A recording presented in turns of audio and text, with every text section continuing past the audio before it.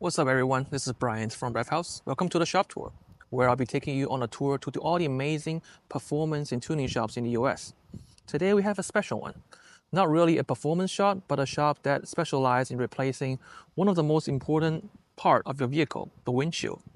We are in Woburn, Massachusetts, visiting Titan Auto Glass.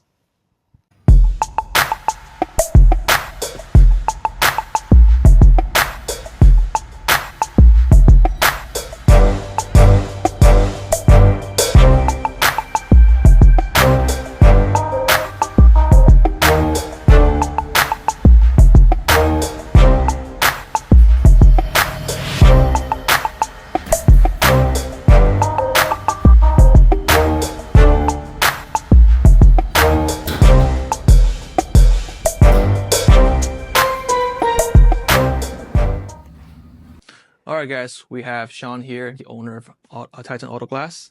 Thank you so much for being here today with us to Thank you tell for us a little bit coming. more about your business and share your thoughts of the auto glass industry. So, Shaun, why don't you start with, introduce yourself and tell us about what Titan Auto Glass specializes in and how you started this business. Sure. So, my name is Shaun. Started this business 16 years ago. I've been in the industry 30 years now. Awesome. And I started it because most glass shops are all the same. Get in, get out, cut every corner possible so that we can maximize profit. And if there's an issue with the vehicle, maybe we'll come back. I've never agreed with that for as long as I've been in the industry. Mm, For me, customer service is a rarity these days. And I felt like every shop that I had worked at was not giving that to the customer, where they felt like they were the only customer that you had. And I feel like that lack of closeness in the relationship of the installation and the business and the person's vehicle, that mattered greatly to me because it's your car. right. And my job is to make you as safe, happy, and comfortable with the installation and be well informed so that you know what's happening, you know what to expect, and you feel good after the transaction. Yep. And every shop that I had worked at was not like that. The last shop that I had worked at before I started, I left a full-time job managing a restaurant, and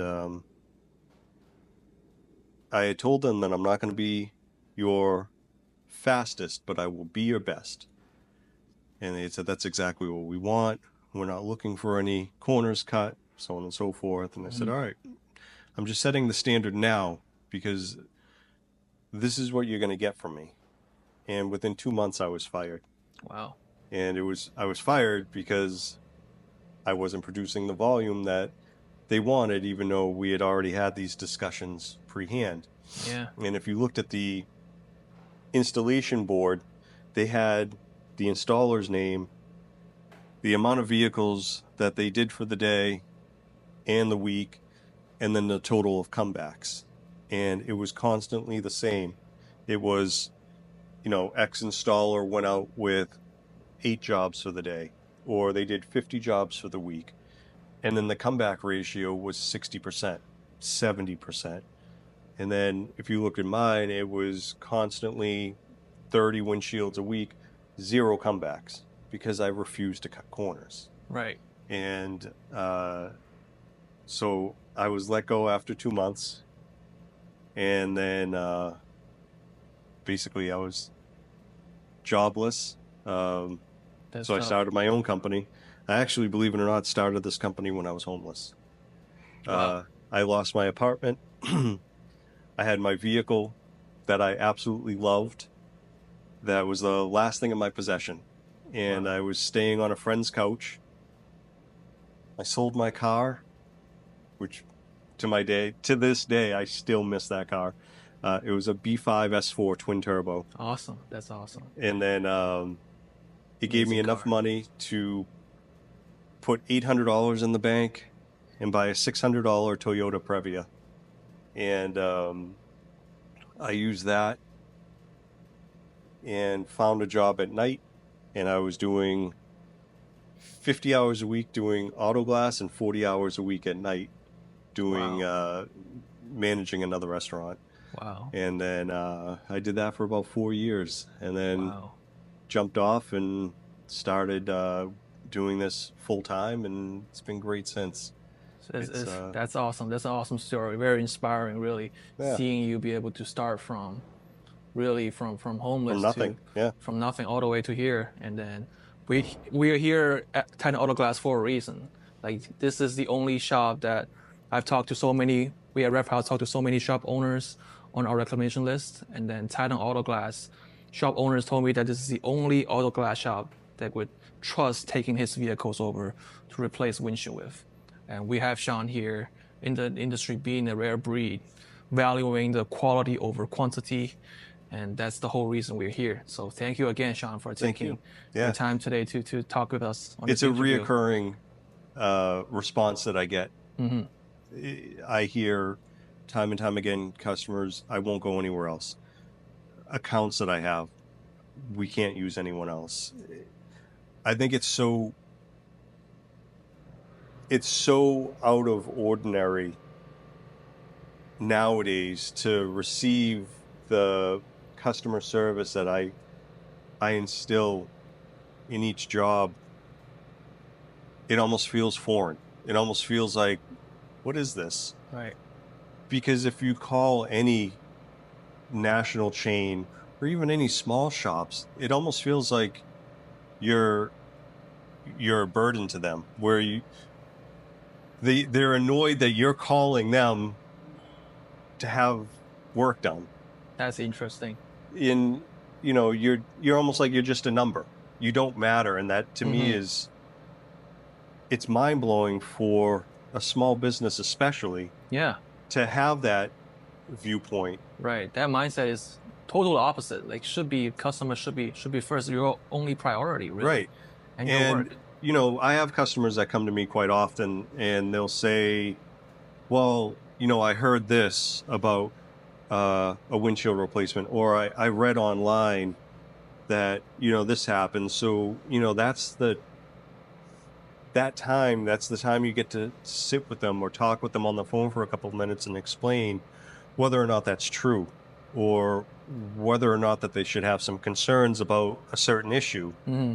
And you build that rapport with the customer, Right. where you can say, hey, listen, I'm listening to what you're saying, and from my experience through these years, this is why it's true, or this is why it's not true, or this is why you have nothing to worry about during an installation, at least while Titan's doing it. Mm-hmm. So it's allowed me to grow and to be able to dictate how I run my business on my terms, and customer service is the priority just as much as a safe installation is, where I want them to be par level, where my customer service should shine just as much as the installation practices. That's awesome. And that's always what I've instilled on anyone. You call my phones, all the people that answer the phones, customer priority number one is making sure that they are comfortable. We can ease their worry, because you have customers that have never had a windshield replaced before, and they see a movie where the windshield shatters and they're falling out of it, or it's so easy to kick out, and it's not like that. It's not what the movies make it out to be. So when you can get them to relax, and they're knowledgeable now that you gave them the information, that they don't have to worry so much, and give them peace of mind, that's a great starting point for building that long-term goal and relationship with that client, because inevitably when the windshield breaks again, they're going to call, right, because they had such a pleasant interaction with you. Exactly. So, that's partly why I jumped back into doing auto glass on my own, because there's no shops like me. That's awesome. I have huge respect for what you're doing. Thank you. So since we mentioned a little bit about, I guess, large chain auto glass shops versus I guess, local small shops or even mobile installer. Can you talk us a little bit about what their difference? Sure. Really, both in price wise, you can see a lot of sometimes like the mobile installer can do a windshield for really cheap, Hmm. and then you have a set price for that is covered for your insurance, and then some more individual shops or like quality shops like you sometimes might quote a little bit higher. Sure. So what is really what comprises of these price differences, and what are we gonna see in terms of the quality of work being performed? Sure. That's I'm gonna have a long-winded answer for that. Right. So because there's a lot of points that I have to address in it. Uh, national Love to hear it. chains. Uh-huh. National chains. Uh, they don't care about your vehicle. The installer really doesn't care about your vehicle. You're dealing with a chain that most often than not is handling the insurance claim for your insurance company, meaning Wow. that if you call your insurance company, you're not talking to your actual insurance company. Oh, really? If you go on their website, it'll say it's powered by a certain glass company.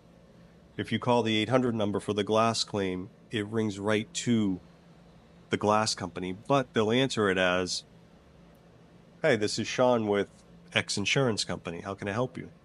"Oh, Huh. well, we recommend this glass company." They're recommending that glass company because they are that glass company. Oh, wow. So they're making it seem like your insurance company's on the phone with you telling you, yeah, use this shop, we recommend it. When in actuality, it is that glass shop. Recommending So themselves. recommending themselves, which is illegal. It's steering. Mm, It's highly illegal. But, that's another topic that right. it's so involved that it would be its own discussion. But you, in Massachusetts, have the right to use whoever you want. Any glass shop, as long as they're registered and insured. So you may even get pushback sometimes where you'll say, well, I want to use Titan Auto Glass. They'll say, oh, are you sure? You may have to pay out of pocket. You may not get a warranty. They'll use a scare tactic, which the average consumer will say, oh, I don't know. Yeah, just If steer I you don't get a away. warranty, are you saying that I can have a warranty with you? Which will get them to stay with the bigger company. Uh-huh. When in actuality, most shops, including myself, offer a lifetime warranty, covers, air leaks, water leaks, and workmanship. I guarantee my installations. And then if you tell them, no, I want to use Titan, then they'll tell you, oh, well, he's on the preferred list for our insurance company. They won't tell you until you're adamant about using another shop. So it's just another layer of them trying to hold on to you just to get the job and make money off of it.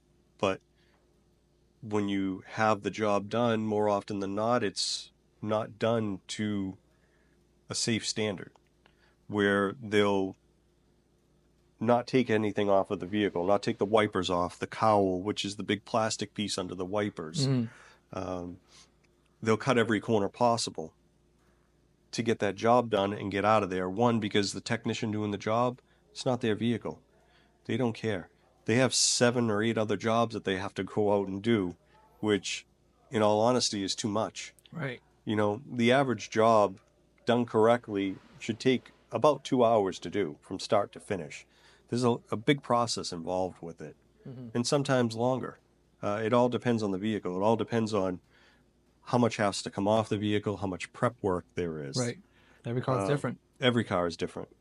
And then, so, when you're dealing with the national chain, you're not getting that. They're going to come, they're going to lift the wipers, rip out your old windshield, cut every corner possible, try to stuff urethane in, and then just jam the windshield back in and get out.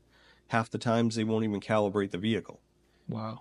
So then now you're left with having to make a separate appointment to go calibrate the vehicle. On top of that, windshield install is probably going to make noise because it wasn't installed properly. Or you're going to have a leak because they cut corners. So now you got water coming in, creating electrical issues, mold issues, smell or air noise, wind leaks. Hmm. So when you're dealing with a national chain, it's like anything else. The quality isn't there. And that's really sad that really, I guess majority of the people who's watching the video probably has their auto glass windshield replaced by these, Larger company that companies, is, yeah. yeah. And then, so now when you're talking about smaller shops and mobile installations, there are small shops out there that are good, and I think that they're trying to do the right thing. But they're still either trained by these national companies, or unfortunately, they bring those bad habits with them. So they do the exact same thing that they were doing uh, at these national chains, which is cutting every corner possible. Yeah. When they're talking about giving cash quotes, they're competing with small shops and cutting each other's throats, for $5. And for me, that just not what I envision for Titan. I would rather let a customer that's looking for the cheapest price walk than give them a cheap price, because to do a windshield correctly costs a lot of money. Right. You're talking about differences in urethane. Most of the shops that are out there use a urethane that is a 2-day drive away time, meaning that when the windshield touches the urethane, you're not supposed to drive it for 2 days, and that's in the summertime, when the urethane that they're using requires humidity to cure. So naturally in the summertime, there's a lot of humidity, especially when the windows are up. You get moisture in the car. That helps the curing process. They're using that exact same urethane in the wintertime when there's no humidity. Wow. And letting the customer drive off after the installation. So That windshield can just like fly off. Well, you're talking about a windshield that's not cured, that's not a safe drive away time, that if those airbags deploy, it's going to pop that windshield out. Now, that urethane is $1.50 a tube. The urethane that I use is a 30-minute drive away time, even at 0 degrees. So by the time I do the installation, I put it in 30 minutes from that time it touches the urethane. By the time I put everything back together, clean it, do a final inspection or a calibration, it's more than ready to drive. Whereas that urethane is $1.50 a tube for that shop, I'm paying about $13 a tube for my urethane, which is cutting into my profit. Mm-hmm. But I don't look at it that way. Right. For me, I look at it as that profit that I would be making is the money that's helping me sleep at night, knowing that you're safe, that my clients are safe, that God forbid if anything happened, if they got T-boned or the airbags deployed, I know that windshield's not coming out. And I know that whoever is driving is safe to drive. I really respect that, sir. That helps me sleep a lot better at night, right, knowing that. In terms of doing an installation mobily versus in-house, there are some caveats to it. It's where if the vehicle requires a calibration, static calibration, where the vehicle has to be squared off to a target board and has to be stationary and can't move, you have to have ideal conditions for it. So being able to calibrate that type of vehicle outside, you can't. There's too many parameters that aren't going to be met. Even the slightest breeze is going to make the target board move a little bit, so you're not going to get an accurate reading. For people who don't know what calibration Shaun is talking about here is about, we're talking about the cameras and sensors. Correct. These newer cars have technology that's integrated into the windshield. Yep, advanced driver assistant system, which is basically your forward warning collision, your lane departure warning, your pedestrian warning if somebody's walking in front of you, or even signs on the road to tell you, how fast the speed limits are. So those all have to be calibrated after a windshield's installed. So the static calibration, which is basically the car has to stay in one place and look at a target board, you can't calibrate those on the road, even though there are glass companies out there with the commercial now that make it seem like you can. You certainly cannot. Really cannot, yeah. Especially with any moving targets in the back of the target board. Trees, the branches swaying, somebody walking by are all possible failures for not being able to calibrate it. Dynamic calibrations, which you drive the vehicle after the windshield replacement, those can be done mobily. Again, it goes back to the shop that's doing the work. Any shop can really do a mobile installation. But again, it falls onto the shop doing the work. Are they a good shop? Mm-hmm. Are they taking everything off the vehicle? Are they using the correct urethane? Are they taking the time to measure out using a setting system to put the windshield in, or are they manually setting it, trying to get it in on their own? So, yes, a mobile installation is just as safe as a in-shop installation, but it depends on the shop. Mm-hmm. Because Cool. again, you can have a mobile installer using the wrong urethane Mm-hmm. in the wintertime, Yeah. putting your windshield in mobily. It's all So, these details that separates a real good quality shops that is being responsible in their work versus someone trying to just cut corners and then get as much replacement done as possible in a day. sure. Yeah. And I think where I differ in that is that I look at what I do for work. I'd like to say that my customer service is my business. The installation is my job. Because I love It's talking nicely with said. clients. Yeah. I love learning about them. I love learning, what they're planning on doing for, say, the summertime or going on a holiday. A lot of my customers are long-term that I've had for 16 years. I've had customers come from New York City, Connecticut, Rhode Island, uh, all different states, which to me is mind-blowing because I feel like there has to be other glass shops that are Right. just as good or just as competent. So to have a loyal following like that really is humbling, especially when I start to think about, my initial startup where I didn't have anything, barely had any money in the bank, um, to, growing a business organically where I didn't need to use um, bots to write reviews or random Facebook posts from, paid marketers to do it. I did it Oh, you need all to spend on on my own. marketing. The customers speak for your business, really. A lot of my work comes from either past customers, word of mouth, or they see my reviews online, Mm-hmm. Awesome. which are all authentic. And nothing's bought and paid for. I can stand proud and know that all of those reviews are honest accounts of the interactions that I've had with clients. Awesome. Awesome. Yeah. Let's talk about next question. I guess Sure. a little bit of a spicy one, but All right. what I is like the spice. biggest lie in the industry, in the auto glass industry, and are customer getting ripped off for windshield replacement? I think the biggest, I wouldn't say lie, but misconception is that OEM is better than aftermarket. Okay. Where maybe 30 or 40 years ago, that might have been the case. But the quality in aftermarket has gotten so good that there are some windshields that I would prefer aftermarket over OEM. Oh, interesting. And aftermarket, a lot of the manufacturers of the aftermarket glass are the OEM providers for the vehicle manufacturers. So you can have an aftermarket windshield, but it's the OEM glass for the car. It just doesn't have a logo on it. Yeah, just like stamp the logo on it. And Right, then, because you can't have, it's copyright laws, you can't right. have it.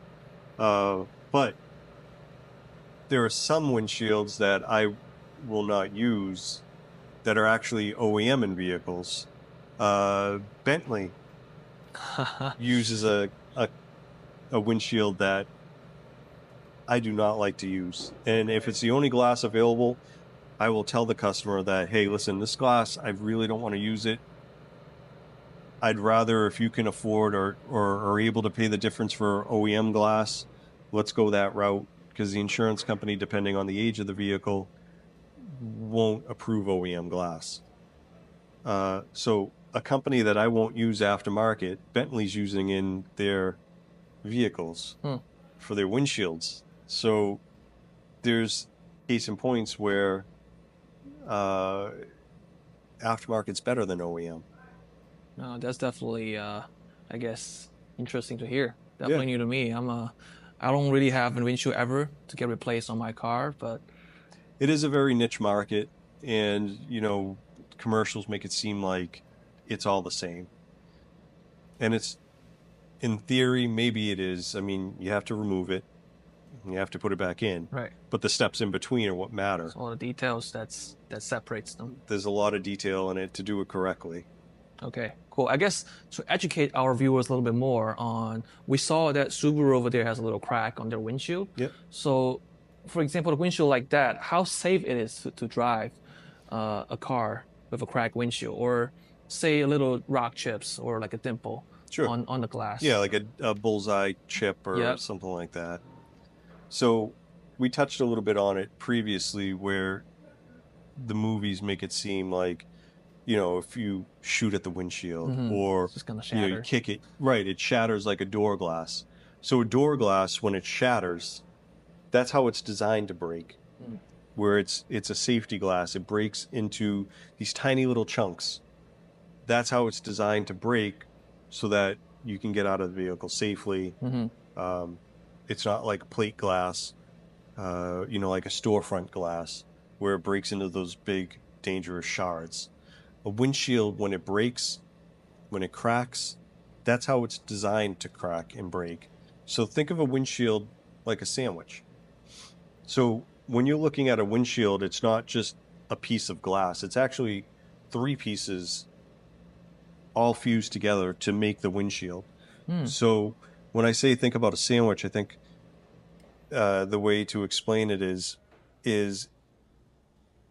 when the windshield, what it's comprised of, three separate pieces, just like a sandwich. So on the outside, you have a piece of glass, like a slice of bread. Mm-hmm. On the inside, where you sit, there's another separate piece of glass, again, another slice of bread. And then in the middle, there's a thick piece of vinyl. Oh. So whatever your filling wants to be, PB&J, whatever the case, turkey. And then it's all pressed and heat formed together to take the shape of the mold of the vehicle. So where the damage happens on the outside, the vinyl and the glass inside are still intact. Mm. So it's not going to collapse. It's not going to leak. It's not going to shatter like a door glass will. All that will happen is that crack with temperature, fluctuations of the temperature, or fluctuations in the road quality as you're driving, the torsion, it's going to cause it to stretch out. Mm-hmm. And then once it stretches out, that's about it. That's all it does. So unless it was something inherently dangerous, a cinder block went through the entire windshield, you're safe to drive. It's Mm. not cataclysmic where, it's going to fold in on itself or collapse or water is going to pour in. It's very mundane. It just cracks and then that's it. So Huh. should Not you have it as replaced? Yes. But it's not as detrimental as you think it would be. okay. So has glass, like windshield glass technology, evolved over the time, or has it been this the case ever since maybe in the 80s and 90s? Well, so as far as windshield standards, as far as the glass design, it's always been the case. I think maybe unless you're talking probably like a Model A. Now, they're being retrofitted with laminated glass, which is what a windshield is. It's laminated. Uh, but in terms of differentials between vehicles from the 80s and now, the technology has certainly got a lot better for quality, like anything. Mm-hmm. Advancements in technology Right. advances, subsets of it. So, but the installations have gotten a bit different, where in vehicles from the 80s, we had butyl, which is like a taffy. It's like a thick black taffy that you just basically, there's no urethane gun, nothing. It came in a roll, and you put it around the pinch weld where the windshield sits. That's the cavity, Mm-hmm. and then you put the new windshield in. But with the advancements of vehicles, airbags, the safety systems that deploy, then in the early 90s, late 80s, early 90s, you switched over to a urethane-based installation so that the glass was bonded to the vehicle so that the airbags would not push it out when it was deployed. Because the airbags have to deploy off the windshield first and then out. Right. Cool. Oh, that's something new for me to learn as well. Let's see what other question we have here. So I guess let's debunk a little bit on the price the customer pay as well. When you're spending maybe say $1,000 on a windshield replacement, are you really paying for the glass or are you paying for the labor? You're paying for both. I mean, where I'm in Massachusetts, a Massachusetts-based business, the insurance company pays for the installation, so it's not on the consumer to pay. When you're dealing with cash jobs, then naturally it's a business. So you're paying for, markup on the glass, labor, miscellaneous materials, the urethane. But again, it goes back to a previous question of why are you paying a price from X shop and Titan's is, say, $200 more? It's because of the quality of work that's involved. Whereas, sure, if I really wanted to, I could cut every corner possible, match that rate, but that's not up to my standard. Right. You can get a shop that will do a job cheaply, but when something's done cheaply, it's never done right. Right.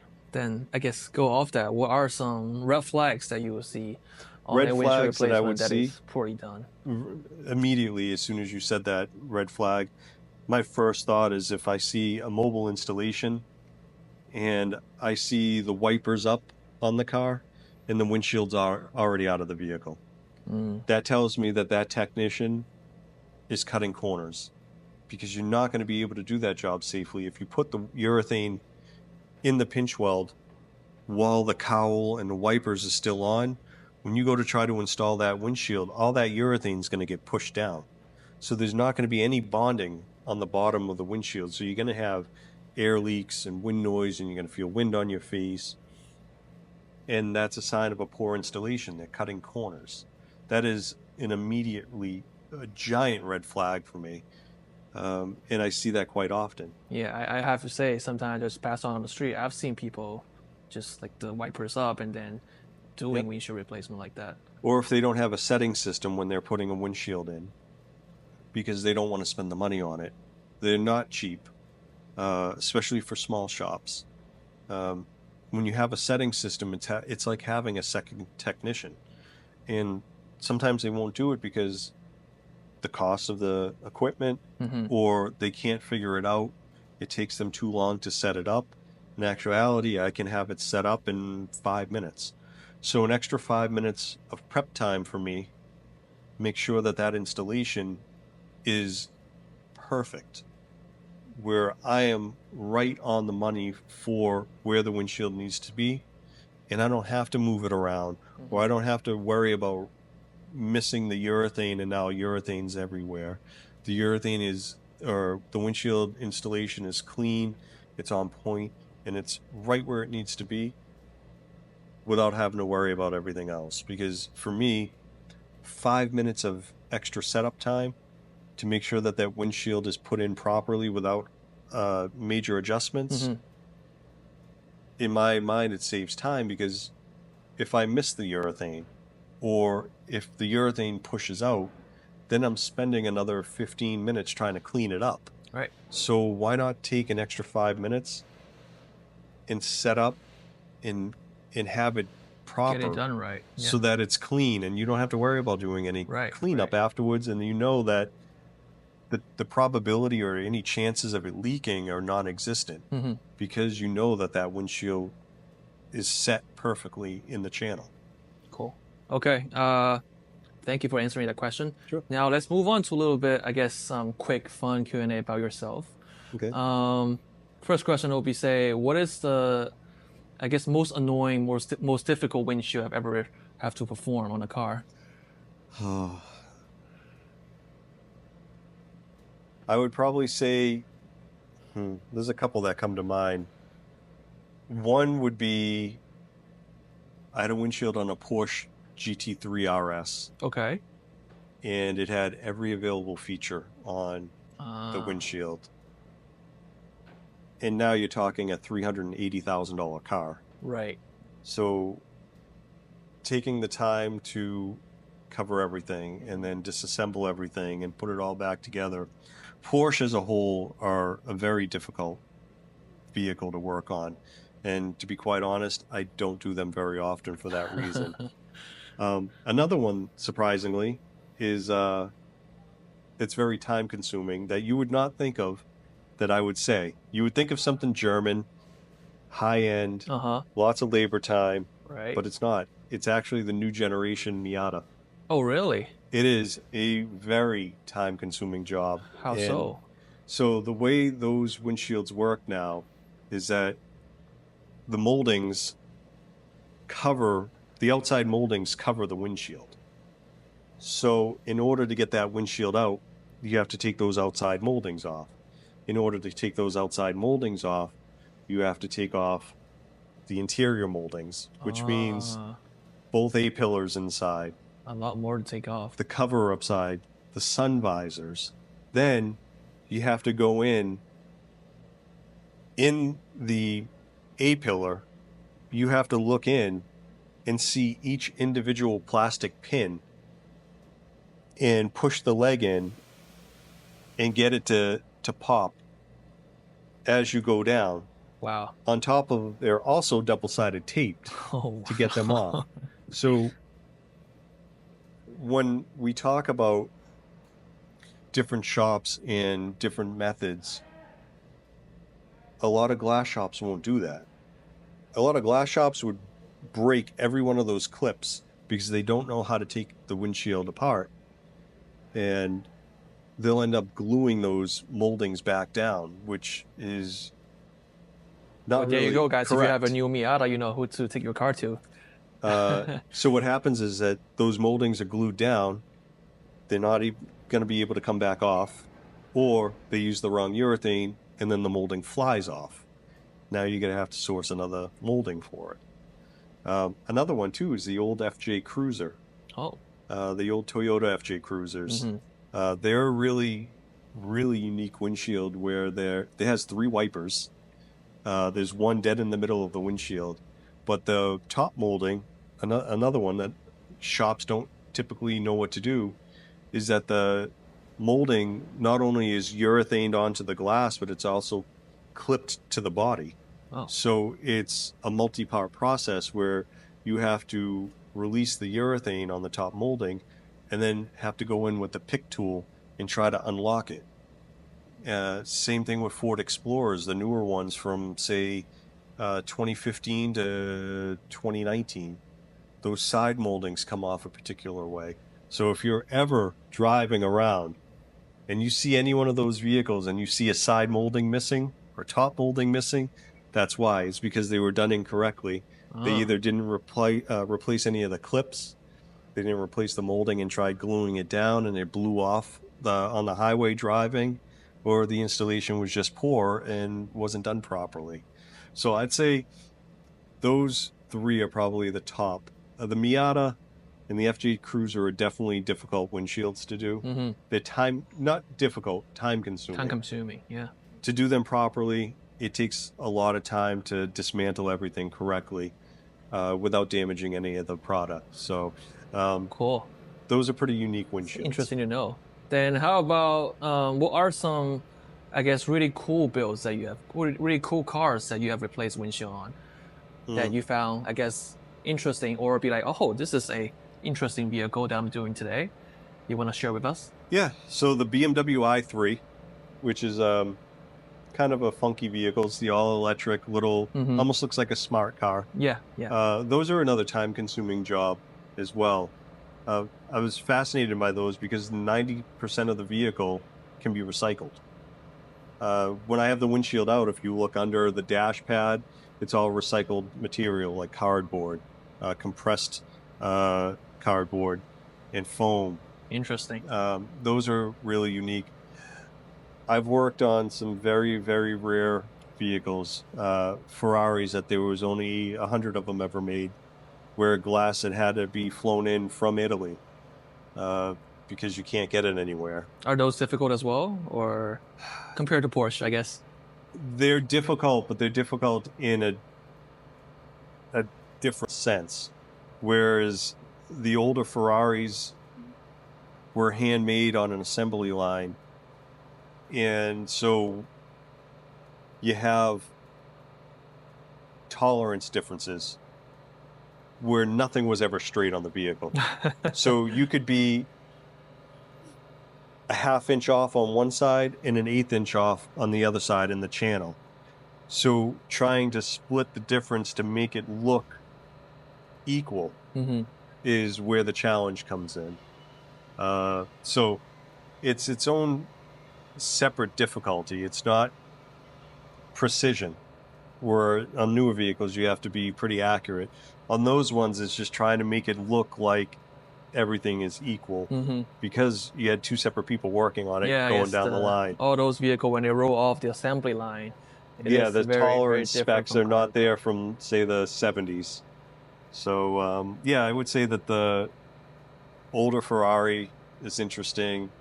I've worked on some very rare vehicles where there's, one of 50 made, where they're, the moldings are brass moldings. When you're talking about cars from the 50s and 60s, which I don't work on anymore, they use, it's called a rope-in installation, which is what it sounds like. They get a rubber molding that goes around the windshield, and then there's a channel that you put rope in, and then you tape it to the glass, and then you put the windshield in the channel, and you start to pull on the rope. And what it does is it lifts the molding up over the channel of the pinch weld and then secures it in. And when you're talking about some of the older vehicles, like the older Alfa Romeos, some of those moldings were brass moldings, and brass is very soft. And if you tweak that molding, you're going to put a bend in it, and you're not going to get that bend out. So you have to be perfect in the installation, or you're going to have a very bad day. Tricky. Very tricky. Yeah. So. Okay. Your favorite car? I guess let's name maybe 5. My top 5? Yes. Oh. Man.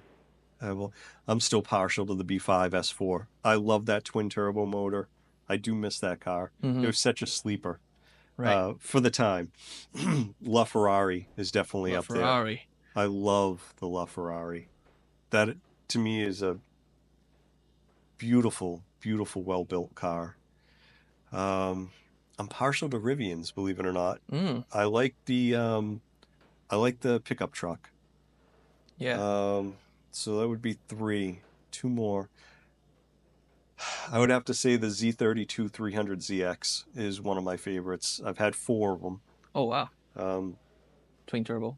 Yep, they're fun cars. Beautiful cars. Still, there's something about the 90s Japanese scene for vehicles that... Yeah, they're the time... Man, they were so classic. Yeah, the design, everything is very unique. Even the 300ZX now, if you sit that outside, it's still going to get looks. It just seems so futuristic at the time. That is one of my favorite cars. And then I would probably say, in tradition with the 90s, I would probably say the RX-7. RX-7. Beautiful. I had... Beautiful car. I think I had 3 or 4 of those second-gen RX-7s, too. And that last body design RX-7 was absolutely gorgeous. Yeah, the 95 and 97. Everything. Such a beautiful car. To me, that was the epitome of Mazda. That RX-7 was so well built. It was such a good-looking car. It was a good blend of that 90s Japanese sports car, but it almost had like an American muscle car look to it, where you had these rounded body contours and it widened out in the back a little bit, and it just looked like a fast car. Yes. And the rotary motor is just such a fun motor. The being able to tack out that the RPMs, 11,000 RPMs is just, it's a fun car. Yes. They're fun, nice cars. I like them a lot. Right. But I would say that's probably the top 5 that I like. Cool. Then do you have like a least favorite car or a car brand that you dislike the most?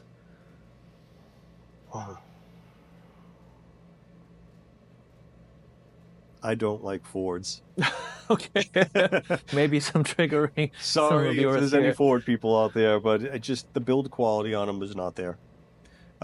Even there's been times I've replaced windshields on even, say, a Ford Transit van, where if people aren't familiar with wiring looms for vehicles, they'll wrap them in a fabric tape.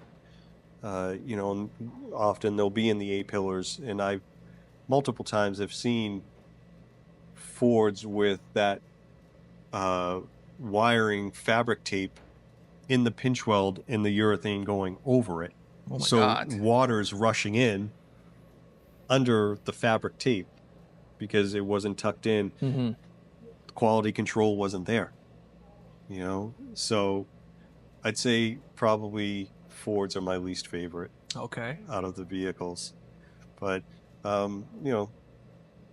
as far as installation practices or favorites to work on, Subaru, I do a ton of Subarus. I like working on Toyotas, Lexus, Mercedes and BMWs. Some of the German vehicles, there are a lot of, they take a little bit longer. There's a lot of labor time involved with them, but they're very well built vehicles. They're fun to work on. You can see the precision that is involved with each vehicle manufacturer's build. So I'd say those are some of my top to work on that I enjoy. Cool. Last question. If you can only drive one car for the rest of your life, what car would it be? Oh, that's tough. It would depend on where I lived. Okay, let's say you live here in Massachusetts. Yeah, all that kind of skews it a little bit. All right, let me give 2 answers, if you don't mind. Yeah, sure. Okay. If I lived somewhere warm climate where the roads were perfect all the time, whether it be California, Florida, somewhere warm weather, it would be the LaFerrari. I would love to drive that thing. If we're talking here, with all the potholes and the winter weather. Yeah, the roads are pretty awful. So you want something that's competent in both. So you want something all-wheel drive. You probably want something that is, very pretty comfortable. Comfortable. You want something that bumps. Has a little bit of juice to it when you, push down on the throttle. You want to move. Yeah. So, whether it's something sport-oriented, man, it's tough to say. I don't know, because part of me wants to say some sort of Audi. I'm partial to Audis. I like them a lot. I love the motor. But then part of me is like, maybe even a Rivian, because, if you're talking SUV, you have 800 horse on that thing. Yeah. So it's still a fun car. Right now I drive a Model S with Ludacris. So that's a fun car to drive. It's all-wheel drive. Fast. It's, 0 to 60 in 2.3 seconds. Fast. So it is a fast car. It's a comfortable car. So I think it would depend on region. Between maybe an Audi and a Rivian. Anything from Audi, Rivian, anything like that. Yeah, Okay. Something fast, something comfortable, something with some serious acceleration. Awesome. That I would say that would be it. Cool. All right, guys, that wraps up our interview or our shop tour today. Thank you again, Shaun, for your time to Thank you for having me. educate us on all about windshield replacement, on auto glass, on this industry. So people, if you have your windshield need replacement, please come to Titan Auto Glass here. We are in Woburn, Massachusetts. Yep. Right on Main Street. Sean's been working again in the industry for 16 years in this business, over 30 years on windshield. Yeah, 30 years in the industry and 16 in my own shop. Right. So lots of experience. His work, his customers really speak for themselves. I have huge respect for Shaun and what he's doing. He's gonna probably only auto glass shop on our Revhaus shop recommendation list. So definitely come here if you have your windshield need replacement. Like, subscribe to the channel. Download Revhaus if you haven't. We are on App Store right now. Android version is coming out very soon.